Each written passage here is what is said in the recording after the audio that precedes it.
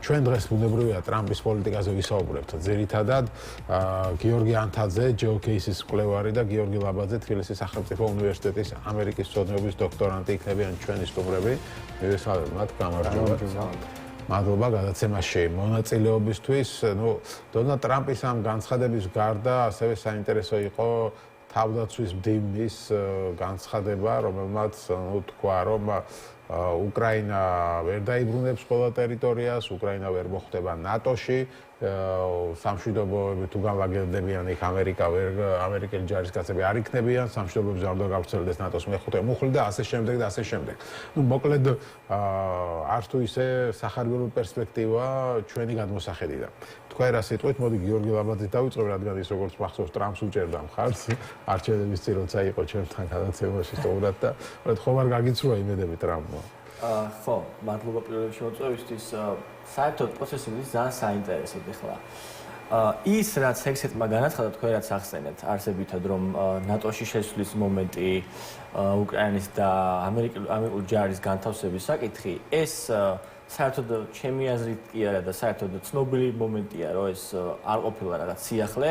ნატოსთან დაკავშირებით წინა ადმინისტრაციასაც მსგავს პოზიცია ჰქონდა პრინციპში და მე მგონი ეს ჩამოყალიბებული მოსაზრება არის მეტნაკლებად და რაც შეეხება ამერიკელი სამხედროების სადმე გაგზავნას დღეის მდგომარეობით ეს არის ახლა შეერთებულ შტატებში განწყობებზე რომ მივაქციოთ ყურადღება ხო იმდენად არაპოპულარული რომ ადმინისტრაცია ვერც ერთ შემთხვევაში ვერც კი გაბედავს რომ თქვას რომ აი თქვათ ამ კონფლიქტში გაგზავნოს ამერიკული ჯარი. ეს ჯერ კიდევ აი ახლო აღმოსავლეთში ჯორჯ ბუშის ჩაფლობის ესე ვთქვათ, აქედან მოდის, როცა არაპოპულარული გახდა ამერიკული ჯარის გაგზავნის საკითხები და ეს მოსალოდნელია ყველა შემთხვევაში. მაგრამ ჰექსეტმა იქვე ისიც დააყოლა, რომ ასე ვთქვათ, ჩვენ პუტინს მოვიყვათ მოლაპარაკებების მაგიდასთან, ვთქვათ, აი ენერგორესურსებზე ფასის დაგდების მეშვეობით, რასაც მალე ამერიკა გააკეთებს და რაც არის მთავარი წყარო პრინციპში, ხო, რუსეთის გამდიდრების და ასე ვთქვათ, ამ რესურსების გამოყენების უკრაინის წინააღმდეგ. ამდენად ეს რაც წინასაარჩევნო დაპირებად ჰქონდათ რესპუბლიკელებს, რომ რესურსებიდან გამომდინარე ზემოქმედება მოახდინონ რუსეთზე, ეს ჯერ კიდევ ცხადია, გრძელდება და ერთ-ერთი ბერკატად იქნება, ასე ვთქვათ, წარმოჩენილი. ახლა სხვა მხრივ ის რაც თქვათ ტრამპმაც განაცხადა დღეს რომ გუშინ უფრო სწორად რომ მანამდე გაგრძელდება იარაღის მიწოდება უკრაინისთვის ვიდრე შედეგს არ მივიღებთ და ეს შედეგი არის კვლავ ანუ მიყვანა მოლაპარაკებების მაგიდასთან ეს არის ცალსახა რატო იმიტომ რომ როგორც ჩანს რუსეთში არ არის პოპულარული მაინც და მაინც რუსეთის მმართველ წრეებში რომ ეს ზავი დაიდოს რადგან მათ ეს თავისი დაწყებული რაც აქვს პრინციპში ეს საბრძოლო მოქმედებები სურთ რომ უკრაინის როგორც სახელმწიფო სრული განადგურებით დაამთავრონ ხო ამდენად ის რომ ამერიკელები დღეს გარკვეული ნაბიჯებით შევლენ და შედიან და ცდილობენ ზავის დადებას რომელიც როგორი იქნება მაინც ძნელი სათქმელია ხო ადრეც ძნელი სათქმელი იყო და ეხლაც ჩემი აზრით ეს არ უნდა წარმოვიდგინოთ როგორც რაღაცა ისა რა ქვია აბსოლუტურად ნეგატიური მოვლენა როგორც უკრაინისთვის ისე საქართველოს იმიტომ რომ ჯერ არ ვიცით რა იქნება ზავის პირობები ჯერჯერობით ყველაფერი ჰაერში არის სამწუხაროდ ხო რამდენად ეთანხმები გიორგი შენ მოსაზრებებს ვეთანხმები აბსოლუტურად ვიზიარებ აი კონკრეტულად იმ გზავნილებთან დაკავშირებით რაც შეეკითხე და გიპასუხა ანუ ეს ახალი პოზიცია არ არის საერთოდ ძალიან რთული თემაა დღეს ამერიკაში ყველა გამოკითხვაში სხვადასხვა დონის ჩანს რომ ახალი ომის საკითხი ძალიან მგზნობიარე თემა არის მთელი საზოგადოებისთვის ამიტომ არ ვიცი რაღაცა თავდასხმა უნდა წარმოვიდგინო ისეთი კალიბრის ღმერთმა აშოროს რაღაცა 2001 წელს იყო რომ ის რაღაცა გარდატეხოს ეს სიტუაცია რადიკალურად ანუ ამ მხრივ ნამდვილად არაფერი სიახლე არ არის დანარჩენ მოსაზრებებსაც ვიზიარებ დღეს კონკრეტული ჩვენ აი ესეთი კონკრეტული გადაწყვეტილებები სინამდვილეში არ დებს მაგიდაზე არის რიტორიკა მაგრამ არაფერია ისეთი რასაც შეიძლება მართლა გეგმა უწოდო რა თუმცა ეს რიტორიკა შეიძლება შეფასდეს და საერთოდ აი ამ დათქმით უნდა ვიმსჯელოთ რომ ჯერჯერობით კონკრეტული გეგმები კონკრეტული პირობები არ გაჟღერებულა რა საერთოდ ჯამში ისეთი რაღაც არწვადი არჩამბურის გამოდის სიტუაცია ამერიკის შეერთებულ შტატებში რას თავაზობს უკრაინას მე საერთოდ ჯამში ვერ გავიგე რაც უსაფრთხოების საკითხს ეხება გასაგებია რომ მედლეულით უნდა რაღაცა ფინანსური რა ქვია უკან გადაუხადოს რაღაცა კონტრიბუცია რასაც ასევე შიდა აუდიტორიაში კარგად გამოიყენებს ტრამპი ის, რომ აი მე ტყუილა კი არ ვეხმარებოდი, ან ვეხმარები სხვა სიკეთეებთან ერთად მე დამიბრუნდება ეკონომიკური სარგებელის თვალსაზრისით, რომელიც თქვენ მოხმარდებათ ამერიკის ინტერესებს. გასაგებია, მაგრამ ფუნდამენტური საკითხები, რაც უკრაინის წინაშე დგას უსაფრთხოების საერთაშორისო წესრიგის ტრანსფორმაციის რუსეთის ამერიკის გარეშე ხა უკრაინის უსაფრთხოება როგორ წარმოგიდგენიათ ხო? სწორედ ამაზე არის საუბარი. ძალიან რთულად ეს არის მთავარი დილემა ამ კონფლიქტში ამ ეტაპისთვის. რატო? იმიტომ არა უსაფრთხოების გარანტიები შეიძლება მისცენ. ჩვენ ხო ერთხელ ვნახეთ ეს ბუდაპეშტის შეთანხმება. არა ბუდაპეშტის მსგავს იმაზე მე საერთოდ არ ველოდები თუ აქეთკენ წავიდა საქმე ჩემი გადმოსახედიდან რა უსაფრთხოების საჩუქარი იქნება მოსკოვისთვის. საერთოდ ნებისმიერი ვფიქრობ აი ესეთ კონფლიქტში შეთანხმება რომელიც უბრალოდ შეთანხმების იმედად იქნება ნუ რა დარწმუნებულა როგორც არაერთი ათეულობით შეთანხმება ასე ვთქვათ აბსოლუტურად უგულებელყოფია რუსეთს თავისი ისტორიის მანძილზე მორი გეგეთი იქნება ამას კონკრეტული აი სერიოზული ვერკეტები ქმედითი მუქარა სამხედრო ჩემის აზრით პოზიტიური მუქარა მოდის და ვთქვათ უნდა შეიძინოს უკრაინისათვის ეს იქნება როგორც მისი მრეწველობა თავდაცვის სისტემის ძლიერება, ისე სახელმწიფო ინსტიტუტების მნიშვნელობა და სხვა სახელმწიფოების ჩართულობა ამ ყველაფრის უზრუნველყოფაში, იმიტომ რომ მართლაც რომ ევროპის ამარა დატოვოს ამერიკა, მაი რატო არის ნაკლებ სავარაუდო რომ ამერიკის გარეშე ეს ახლოვადაში მიღწევადია, იმიტომ რომ თვითონ ევროპის თავდაცვის უნარობა მისი სამხედრო მრეწველობის დღევანდელი კონდიცია არ უზრუნველყოფს იმას, რომ ახლო მომავალში უკრაინის ეს მოთხოვნები დააკმაყოფილოს მარტო. ეგ გამორიცხული ამბავია, ამას დაჭირდება წლები რამდენიმე წელი საუკეთესო მასში ელემენტარული ციფრები რო ავიღო მთელ ევროპაში დაახლოებით რამდენიმე ათეული ბრიგადა არის ჯარის. როდესაც მარტო უკრაინას ყავს 100-ზე მეტი და რუსეთს კიდევ უფრო მეტი აქვს რა. ანუ რა მასშტაბებზეა საუბარი. ანუ ამ თვალსაზრისით მზაობითა ძალიან შორსა საკუთრივ თავისთვის ევროპის კონტინენტი დანარჩენი არა თუ იმისთვის რომ რაღაცა ის სათანადო დააკმაყოფილოს. ახლა გაჩნდა მოსაზრება რომ რაღაცა ტრამპი უბრუნდება მეორე მსოფლიო ომის დროინდელ ასე ვთქვათ ხო პოლიტიკას რომ მეორე მსოფლიო ომამდე რაც იყო ამერიკის რომ მარტო რაღაც დასავლეთ ნახევარსფერო არის ჩემი ინტერესის სფერო და აქეთ აღარ მაინტერესებს.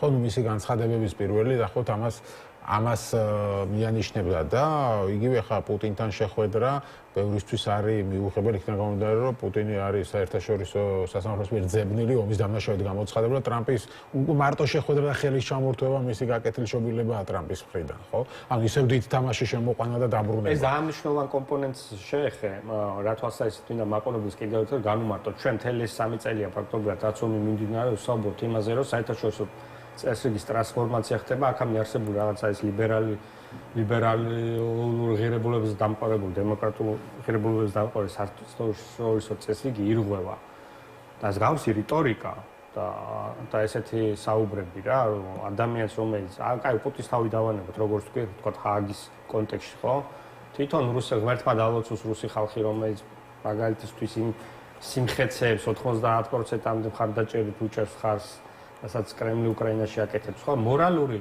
თვალსაზრისით უკვე ხედავთ რომ აი რიტორიკის დონეზეც აი ეს ძველი წესრიგი მოირღვა რა იმიტომ რომ დარწმუნებული ვარ სხვა კონტექსტში აი დამეთანხმება გეუბნით რომ სხვა კონტექსტში საკუთარ თავს ასეთ განცხადების უფლებას ძველი ამერიკული ლიდერები არ მისცემდნენ თავის თავს რა სადაცაც ფაქტობრივად პირდაპირ ესე თქვათ justification-ი რაც არის რა ხდება რაღაცა დიქტატორების რაც კიდევ ერთხელ მიანიშნებს რომ თავდება ის წესრიგი რაც აქამდე იყო თავდება და ეს არის ძალიან დიდი პრობლემაც და სერიოზული მსჯელობის საკითხი. ვისაუბრებს ბანან ხო გიორგი მკითხოს ანუ პროლექსი იმიტომ თუ არ ვიცით რა იქნება შემდეგი სახის წესრიგი ხო ნუ საუბრობთ მაინც ძალაზე ორიენტირებულ წესრიგზე გადავდივართ როგორც ჩანს ეხლა ეს რესპუბლიკელების მშვიდობა ძალის მეშვეობით პრინციპში ეს რეიგანსაც ჰქონდა ეს რესპუბლიკელების კონტექსტში სხვა დროსაც იყო მაგრამ ნუ ეხლა მაინც უფრო გააქტიურეს ამათ ძალიან ხშირად იყენებენ ამას რომ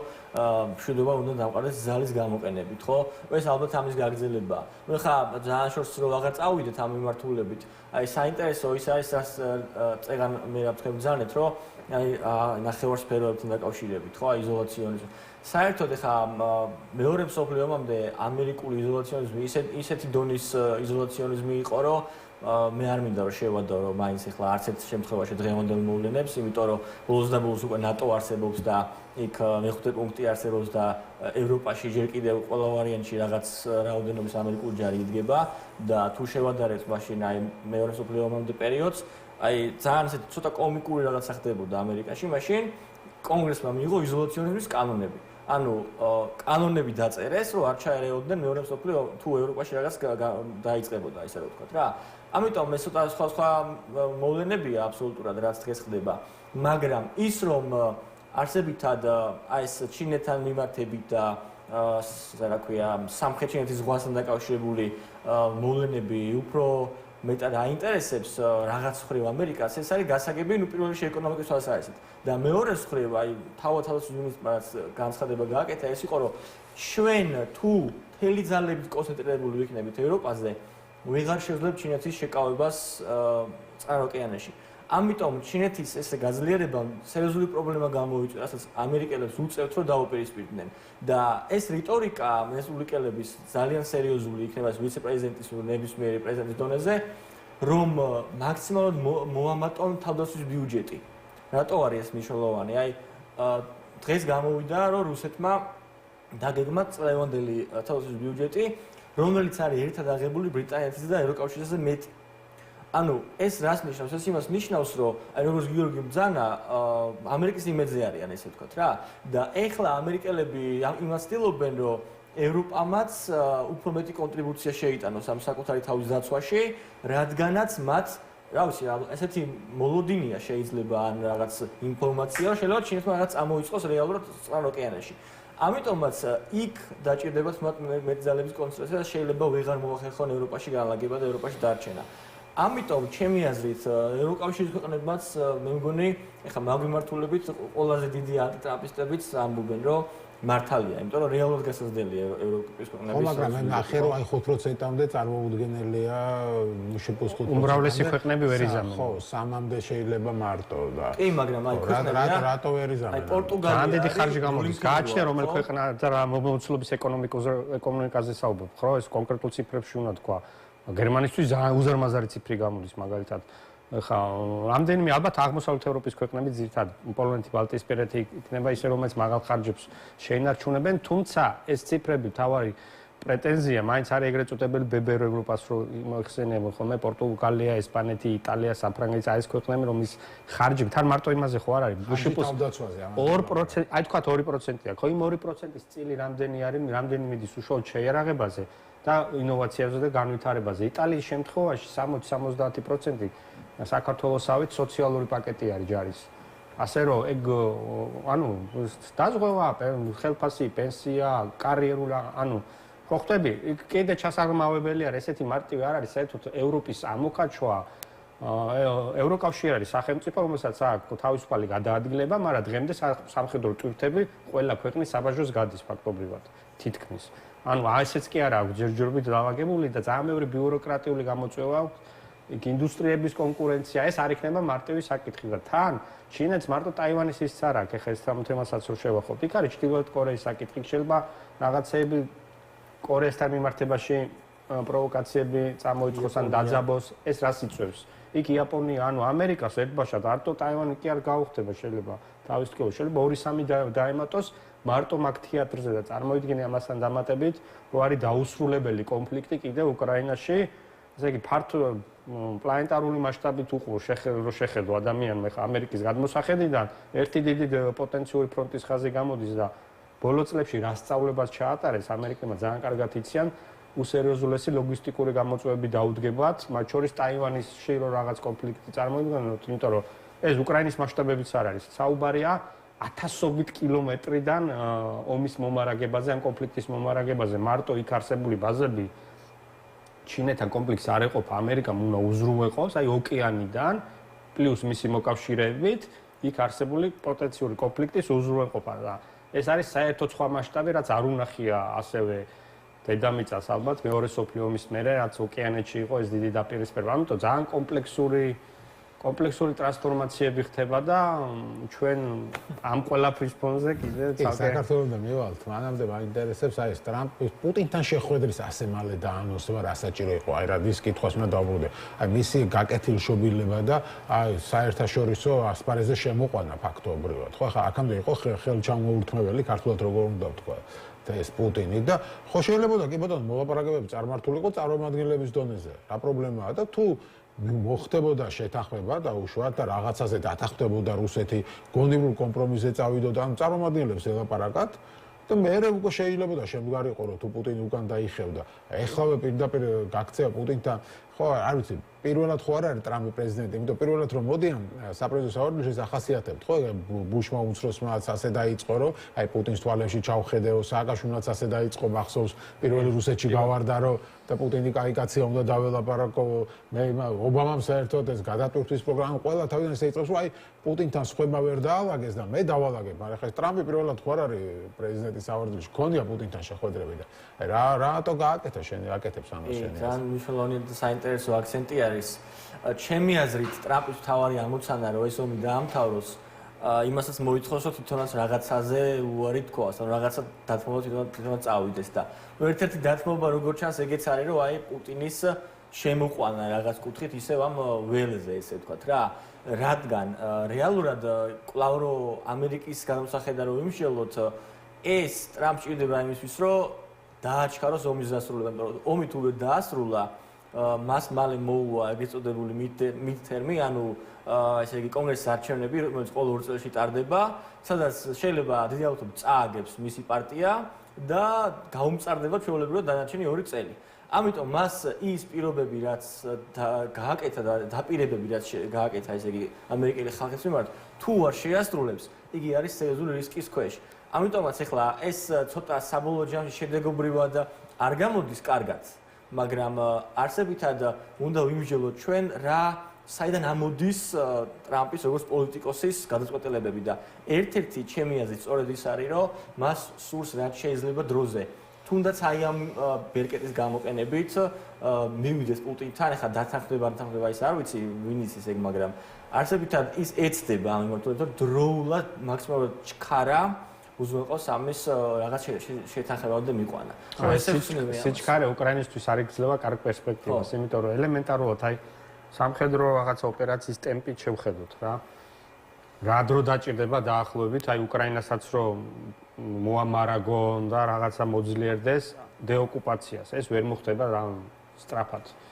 შესაბამისად, ოდესაც ესეთი სწრაფი დიპლომატიური, ანუ დიპლომატია უსწრებს სამხედრო შედეგებს წინ და გაცილებით უსწრებს, იმიტომ რომ ამ მომენტისთვის მეტნაკლებად ჩიხური ოპერატიული სიტუაცია შესაბამისად რის ხარჯზე უნდა მოილაპარაკო უკრაინის ინტერესების ხარჯზე. ესე ჩანს სამწუხაროდ ჩემი გადმოსახედიდან ჯერჯერობით, იმიტომ რომ ბუნებრივია უმთავრესი ინტერესი ხა idеალურ მაშინ იქნებოდა უკრაინას უნდა დათვოს ტერიტორიები, ესე გავიგე.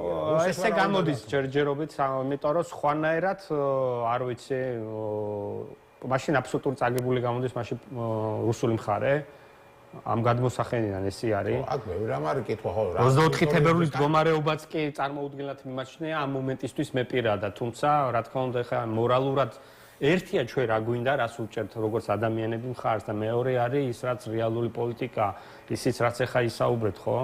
ეს შემოbrunება, ეს ყველაფერი ხო საერთაშორისო ინსტიტუტების პრესტიჟს ურტყავს არა ისე მე აღარც ის აღარ უნდა გაგვეკვირდეს რომ ჩვენთანაც ვთქვათ იქიდან გამოვიდნენ საერთოდ ამ ევროსაბჭოს რა ქვია სტრასბურგის სასამართლოს იმიდან სისტემა ყველაფრიდან ეს იმიტომ რომ აი ვაკხანალია შეიძლება მივიღოთ საერთაშორისო ინსტიტუტებთან მიმართებაში თუ არც ჰააგას აზრი, არც იმ კონვენციას აქვს აზრი, არც მეორე კონვენციას აქვს აზრი, ეს არის მცირე სახელმწიფოსთვის ძალიან საფრთხის შემცველი, იმიტომ რომ აი გიორგი მახსენა ხო ძალა ისევ რეალ პოლიტიკა შემოდის იმაში და შენ რჩები ვიზის ამარა. ამიტომ არის საუკეთესო მოკავშირე ყოველთვის საკუთარი ჯარის ძალიან ძველი სიბრძნე იყო ისტორიული და დღემდე კიდევ ერთხელ დამტკიცდა რომ სხვის ხელებში ყურებას ჯობია საკუთარი თავის იმედზე იყო. კი ბატონო, ჩვენ გვაქვს რეკლამა და რეკლამის შემდეგ გავაგრძელებთ აუცილებლად ამ თემაზე საუბარს, რა გველოდება ტრამპის ხელში, უკვე საქართველოს თემაზეც ვისაუბრებთ.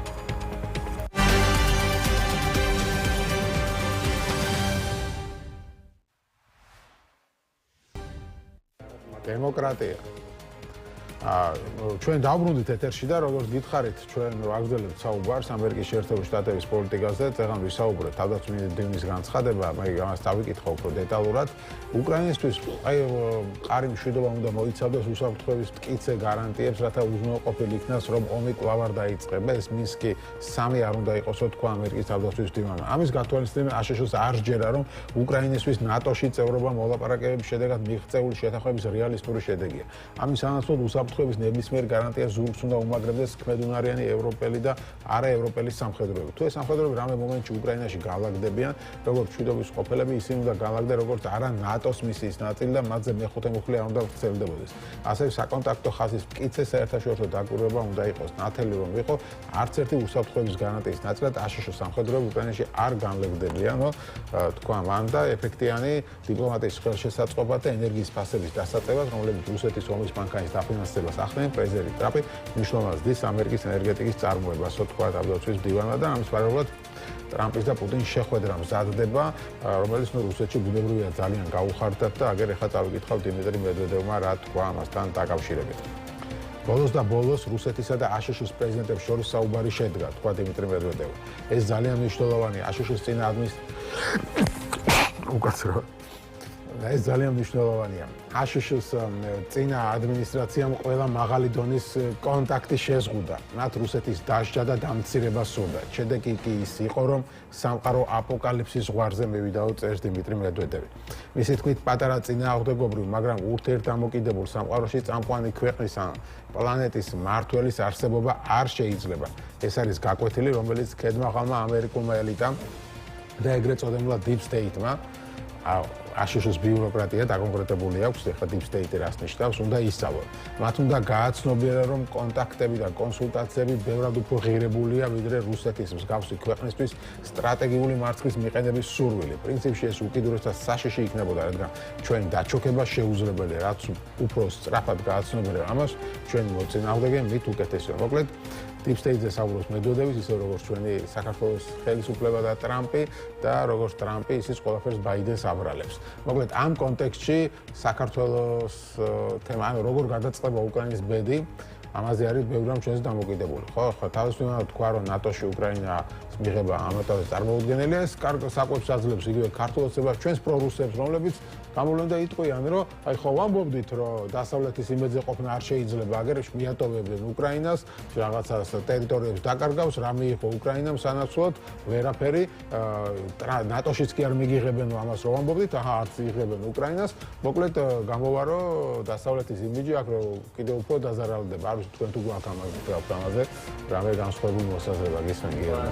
საერთოდ ესე აქეთკენ მიდის განსაკუთრებით აი საინფორმაციო მის ასე ვთქვათ მიმართულებით, თუმცა ახლა იმის გაგრძელებას იმაზე აღარა უნდა დაიწყეს ფიქს ვთქვათ რა დონის გარანტიები მიეცემა უკრაინას და აგერ არც ისრაელი არ არის ახლა ნატოს წევრი, მაგრამ ერთ-ერთი ყველაზე კვლევამდე შეერაღებული ქვეყანაა მსოფლიოში, ხო? ამიტომ ესეც არ უნდა გამოგვჩეს. შესაძლებელია უკრაინას მართლა მიეცეს ის თავდაცვის გარანტიები, რომ რუსებმა იგივე რაღაცეები ენუქრება, თქო ისრაელს, აი ირანი გვერდი და რაღაცა, იგივე იქნება უკრაინის შემთხვევაში რუსეთი იქნება მისი მეზობელი, მაგრამ გააჩნია, აი ჰექსეთმაც ხომ თქვა, რომ ეს მოვიყვანოთ საპირწონედ, ხო, რომ 6 თვეში ომი აღარ უნდა დაიწყოს, ისეთი გარანტია უნდა მიეცეს უკრაინას.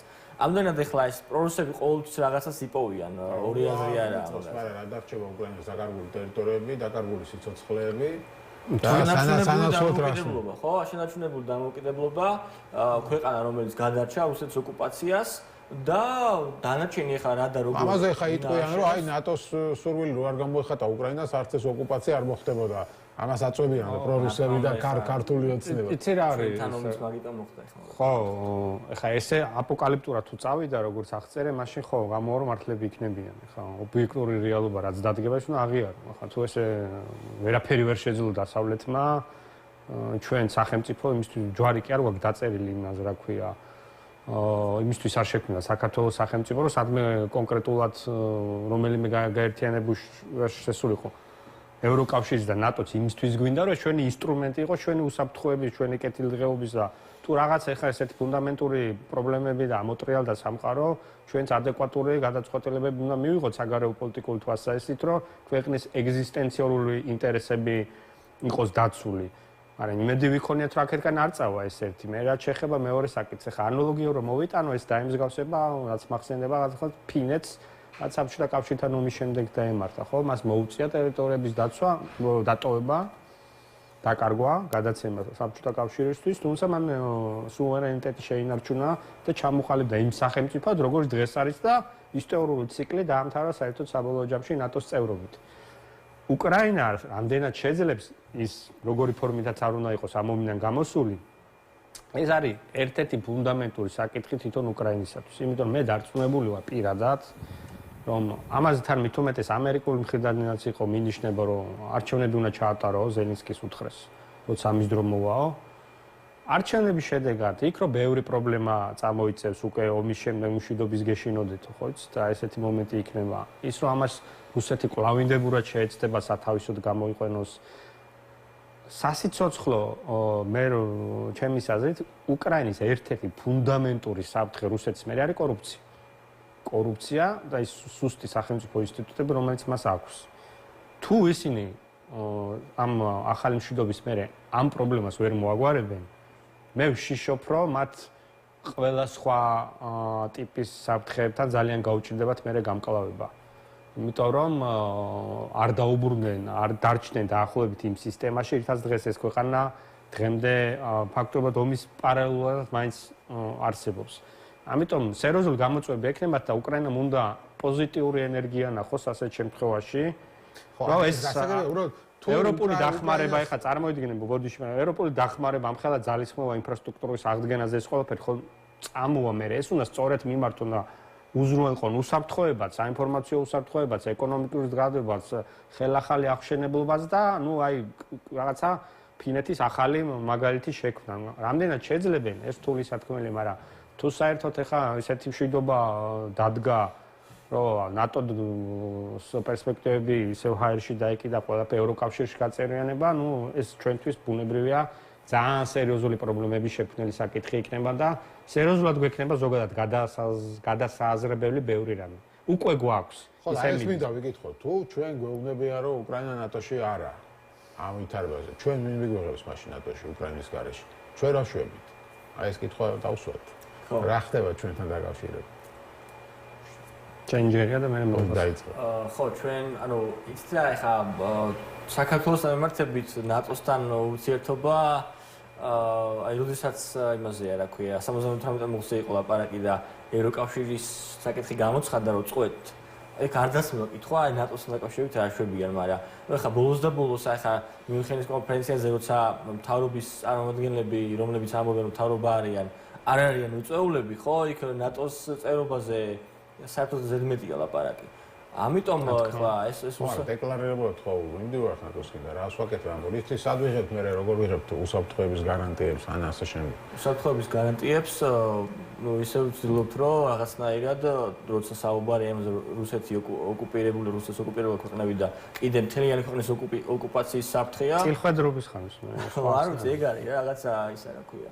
არა ამ ქვეყნიური ხო მოდი მაშინ ასე ვიკითხავ რამდენად შეიძლება ჩვენ მივებათ უკრაინის უსაფრთხოების გარანტიებს ეს ვერ იქნება სამხრივი პროცესი და ამ ხრივ ეს 3 წელი დაკარგული გვაქვს პირიქით პირდაპირ გადაწყვეტილებაა რა მე ხა რატომ სამსჯელოც არ არის ყველა ნაბიჯი ქართული ოცნების ჩანს რომ კურსი არის კონფრონტაციაზე დასავლეთის მიმართ არჩეული შესაბამისად, როდესაც ორმხრივი კომუნიკაცია არ არსებობს. კონფრონტაციაზე რატო კაცო, იმედი აქვს რომ აგერ დავლაგდებით რა. ეს არის საუბარი, აი ალიევიც გამოვიდა და იგივე ამბობს რომ გადაწყვეტილებები ყველაფერი რაც მიიღეს. ეხაცა მარტო ეხლა არა, 1 წლის წინათ, მათ შორის ნატოსთან მიმართება. ვაშინგტონის სამიტის წინ როგორ ფიქრობ ეხლა ტრამპი თუ ამათ ყველაფერს გაუტარებს და ეტყვის რომ არჩევნების გაყალბება შეგჭეთ, დიქტატურა შეგჭეს, ერთი კაცის მმართველობა შეგჭეთ, გონი არ დალაგდებიან. აი როგორ წარმოგიდგენთ? ვარს ეტყვიან დალაგება. მე როგორ წარმოგიდგენთ დალაგება? ან იგივე ევროკავშირთან მიმართებაში პროცესი. ევროკავშირთან არა, ტრამპთან ვამბობ. არა, ეს საერთოდ ჯამში არის. თუ კურსი აღებულია ერთპარტიული მმართველობის დამყარებაზე, ყველა ის რეფორმა, მათ შორის ნატოშის მიმართებაში, იმიტომ რომ ძალიან კარგად გვითხრეთ ჩვენ ცოტა ხნის წინ, რომ ნატო და ევროკავშირის რეფორმები ერთად მიდის დემოკრატიის თვალსაზრისით. ამაზე კონკრეტულად განცხადებები გაკეთდა, ხო? თავის დროზე, ცოტა ხნის წინ. როგორ წარმოგიდგენია ერთპარტიული მმართველობა, როდესაც ევროპა ისინი გეუბნებიან, რომ უნდა დამოუკიდებელი სასამართლო კონდეს, უნდა რა ქვია ანტიკორუფციული ბიურო დამოუკიდებლობა, ანუ სასამართლო უნდა იყოს დამოუკიდებელი. ეს ყველაფერი თუ გააკეთეს, კაცო, მაშინ რაღაცაერთოდ რა პრეტენზია გვაქვს? პირიქით ვამბობ რა, რომ ანუ ტრამპმა თუ ეს ყველაფერი ასე ვთქვათ, თვალი დახუჭა ამ ყველაფერზე და ისე დაალაგდა რა, რატო იტყვიან უარს. გამორიცხული არის შენ. ეხლა რას იძახით უყურეთ, ჩვენ რას ვამბობ, რომ რუსეთმა ამდენი იმისთვის იომა, რომ კაი უკრაინასთან გააჩერე და აგერ საქართველოს მიართვა ნატოში ლანგრით, მე ეს ვარ წარმოვიდგინე. ნატოში მეფროს არ ვამბობ, ტრამპთან დაალაგებაზე ვამბობ. ტრამპთან დაალაგდებიან, მაგრამ ანუ ამის ალბათობა რჩება რა თქმა უნდა. როგორც სცენარი ორხრივ ურთიერთობას თუ გულისხმობ ხოლმე. მაგრამ მე ვამბობ, რომ აი უკრაინას რო შესთავაზებენ რაღაც უკრაინას ნატოს ეუბნებიან რომ არა, მაგრამ უსაფრთხოების გარანტიებს მოვიფიქრებთ და შემოგთავაზებთ, ხო? ჩვენ ამ რამდენი შეიძლება ამ პროცესს მივებათ, ხო? უნდა გქონდეს თუ არა მცდელობა. ნაკლები მოლოდინი მაქვს რამე რქმედითი შექმნა. რა შეიძლება იყოს ამერიკის მხრიდან? თუ ნატო ამოვარდა, რომ თავარი ყველაზე სასურველი ქმედითი კოლექტიური თავდაცვა ბლოკი ამოვარდა, რა რჩება? სხვა ორხრივ ურთიერთობაში დაახლოებით წარმოვიდგინოთ ის, რაც აზერბაიჯანი აი ესეც ოცნების დონეზე აზერბაიჯანს და თურქეთს აქვს ერთმანეთთან. მაშინ ძალიან მჭიდრო სამხედრო კორპორაცია და ჩვენ შემთხვევაში ოკუპირებულ ქვეყანაზე საუბარი. ხო? მაშინ რა არის სამხედრო ბაზების განთავსება ამერიკული ეხა აი რამდენად რეალისტურად წარმოგიდგენიათ ამ რა ხდება მე თქვა მას აი ძალიან რთული სიტუაცია არაფერიც არ ხდება ტრამპთან რამდენად მოახერხებს უცნება ურთიერთობა ტრამპი რამდენად დახუჭავს თვალს ყველაფერზე რასაც ოცნება ქვეყანაში აკეთებს რა თქვენ ისაუბრეთ ეხლა ამის შემდეგ თუ ტრამპის ადმინისტრაცია იტყვის რომ ის იქ რაც ხდება არ გვაინტერესებს ამ შემთხვევაში ორმხრივი ურთიერთობა საერთოდ აღარ იქნება ამ ნიშნავს რომ ამერიკა უბრალოდ კულცი იხურავს და მიდის აქედან იმიტომ რომ ის რაც ქართული ოცნების პერიოდში გაკეთდა ნუ საუბარი იყო რომ აი ბაიდენის და დიპ სტეიტის წინამდე გაკეთდა სიამოვნებაში გაკეთდა შეერთებული შტატების ინტერესების წინამდე ხო ბოლოს და ბოლოს როცა ტრამპი თავის მთავარ მოწინააღმდეგედ ეხლა ჩინეთს განიხილავს და თქვა ჩინეთის ინტერესების შემოდის ამერიკის საპირწონე და ამერიკის ნაცვლად ეს იმას ნიშნავს რომ ამ ორი ქვეყნის შორის ურთიერთობები შემცირდა და შეიკვეცა და თუ ტრამპი ამაზე ამბობს რომ ეს ყველაფერი გასაგებია და მისაღებია ეს იმას ნიშნავს რომ უბრალოდ არანაირი ინტერესი აღარ არსებობს საქართველოს მიმართ ის რაც დახმარებები და რაღაცები რაც მოხდა დამთავრდა და ნუ ესეთი გათვლა რომ მოდი რაც დავხარჯე ის დავხარჯო და აღარ მინდა ზედმეტის კიდე აქ დახარჯო ამიტომ რომ განიარებული რესურსები გამოდის და ეს იქნება უკვე ისა რა ქვია აი რატო უნდათ იდეაში ოცნების ხადამჭერებს ტრამპის გამარჯვება იმის გამო კი არ უნდათ რომ ქართულ-ამერიკული ურთიერთობები აყვავდებოდა იმიტომ უნდათ რომ ეგონათ რომ და ფიქრობდნენ დღემდე ფიქრობენ რომ ეს ტრამპის შეგვეშვება დაგვტოვებს სადაც ვართ დაგვტოვებს და შეგვეშვება ნიშნავს რომ რუსეთთან დავრჩებით ხო სხვა მეორე ღერძზე დავრჩებით კი ეს რა სტატუსი დავრჩებით რა რეალობაში ეს არის მაგრამ ნუ არის რაღაც საკითხები ხა მუშაობენ ვიღაც ხალხი კონგრესში იგივე ეს რუბიო საკმაოდ ისეთი რა ქვია ნორმალური კი არა და ძალიან სერიოზული დიპლომატი არის და ტრამპის წინა ადმინისტრაციის დროს თუ გადავხედოთ ამ ვიზიტებს ხო იგივე ამ იმის რა ქვია სახელმწიფო მდივნის პომპეოს და პენსის ვიზიტებს ეს მიუთითებს რომ რაღაცა რეგიონული ინტერესი ამ ხალხს ჰქონდა და თუ დაბრუნდა იგივე ადმინისტრაცია და აი საგარეო პოლიტიკური გუნდი ძალიანაც არ შეცვლა იდეაში ხო რა ვიცი ეს ნიშნავს რომ უნდა გაგრძელდეს ეს რაც პირველი დროს ლოგიკა ეს არის და ეხლა თუ ამოტრიალდა ეს ლოგიკა და ყველანაირად განწროლები ვართ მე ჩვენ მართლა ძალიან ბოლო ქვესკნაკ სცენარზე ვსაუბრობთ და ესეც წარმოდგენა მე არ ამაქვს ხა ჩვენ ვსაუბრობთ შემოსვლამდე ეთერში რომ რეალურად პროამერიკული საზოგადოება ეხლა პროამერიკული რა ესე გავიგოთ რომ იმის მხარდამჭერი რომ ქვეყანაში იყოს თავისუფალი ისა რა ქვია ცივილიზებული სამყაროსთან ქონდეს კონტაქტი რა ესეთი ხალხი საქართველოში რო არის წილი მსგავსი არსად არ არის ხა მთელ რეგიონში რომ ავიღოთ აი მართლა სამხრეთ კორეამდე არ არის ხო და ეს უნდა შეაფასონ ამერიკელებმა და აფასებენ ამას ეს ხა ვილსონმა რო დაწერა გუშინ რა ქვია X0 76 დღეაო ეს გრძელდებაო ხა ითვლის ის ადამიანი სამ დღეებს და ესე იგი თლად ესე დაუწყებს ერთადერთი ვილსონის იმედზე თუ დავჭით ხო რა არა მარტო ვილსონის რა ბევრი ფაქტორის ერთობლიობა განაპირობებს ამ ჯამში ამას შეიძლება აი კონკრეტულ სტაფერესაც ძალიან დიდი მნიშვნელობა ჰქონდეს გარკვეულ საკითხებს როგორ მიიტანს როგორ შეფუთავს მას თემას მინდა გავყვეს ხოთაშორის deep state-ზე როცა იყო ლაპარაკი თუ გახსოვთ, კავკასიის საკითხების მომლაპარაკებელი რო იყო ბაიდენის ადმინისტრაციის დროს. ეგ ადამიანი ლუი ბონო, ეს ადამიანი გადანიშნეს ევრაზიის და ევროპის საკითხების მომლაპარაკებლად. ანუ Deep State-ი ძალიან დაწინაურდა რა ტრამპის დროს სხვათა შორის. პრომოუშენი. ყურადღება მივაქციოთ ამას და ეს ყველაფერი ჩემი აზრით საბოლოო ჯამში რაღაც ერთობლიობაში ანუ იმედს ტოვებს რომ რა თქმა უნდა რაღაცა იქნება, ესე უიმედოდ არც უნდა ვიყოთ, მაგრამ კიდევ ერთხელ რა კომუნიკაცია ონხრივი უნდა იყოს, რომ შეუძლებელი ხა ერთია რომ მე ამ საერთო განცხადებების ჯამი რა გამოდის, რომ უბრალოდ ელოდებიან როგორ დამარცხდება Deep State და თავისთავად ეს ნორმალიზაციას გამოიწვევს. ამაზე უკვე ვისაუბრეთ, ნორმალიზაცია ქართული ოცნების თვალსაზრისით რას ნიშნავს? ჩემის აზრით ეს არ არის ის, რაც საზოგადოების დიდ ნაწილს უნდა. აი ბოლო კოლექტივი ნიშნავს ნორმალიზაცია იმას, რომ დასავლეთმა აქ ერთ მართლობაზე, იმაზე რომ ერთი კაცი არის აქ მოსამართლეს, პროკურორის, პარლამენტის, ყველაფერი ბიძინა არის, ამაზე თვალი უნდა დახუჭონ. ამერიკაზეა საუბარი. ამერიკამაზე კოლექტიური დასავლეთით ჩემს ეს უკვე დიდი ხანი აღარ არსებობს. ჩვენ კი ხშირად ვახსენებთ ამ ტერმინს ხოლმე, არის რიგი საკითხები, სადაც ბრიუსელს, ვაშინგტონს და არ ვიცი კიდე შეიძლება ვილნიუსს და ლონდონს, ხო, განსხვავებული პოზიციები აქვს მეტნაკლებად რა. კოლექტიური დასავლეთი რო დასავლეთი ყოფილიყო კოლექტიური, საერთოდ ეს პრობლემები უდიდესად არ დადგებოდა რა დღეს სამყაროში არის. ზუსტად ის რომ ეს ჩამოშლის პროცესი დაიწყო გარკვეულწილად და ურთიერთწინააღმდეგობები, იმიტომ დადგა ის რეალობა საერთოდ გლობალურ ავანსცენაზე, რაც დადგა და ეს უნდა გვესმოდეს რა. და კიდევ ერთ ის მინდოდა რომ აი ბოლო კვლევების რაც გამოჩნდა ჩვენთან საზოგადოებრივი, ხო, აი გამოკითხვები ალბათ ნახავდი, ხო? იქაც ჩანს რომ ქართული ოცნების იმაში ჯერ კიდევ ძალიან მაღალია ესე თქვა რა პროევროპული და პროდასავლური ხარდაჭერა. ევროკავშირში სხვადასხვა დონით გაწევრიანებას 70%-მდე მაინც უჭერს, ზოგი კვლევით 80-მდეა. ეხლა ვიძახი, აი იანვარში და დეკემბერში, ხო? შესაბამისად ეს განწყობები საქართველოში მაკლავინდებულად გიორგის აზრი რომ გაუძლო ძლიერი არის. სახაზავი რო აიღო და გადადო რუქაზე, ესე იგი საქართველოს საზოგადოების მნიშვნელოვანი ნაწილის ინტერესები, ხო და ეს მისწრაფება დასავლეთის მიმართ არ დახვდება 1000-ობით კილომეტრზე საერთოდ არსად. აი ჩვენ ვართ გარკვეული აი ბოლო კუნძული რა და ეს კუნძული გადარჩება როგორც დემოკრატია თუ არ გადარჩება, აი ეხლა მიდის ეს პროცესი.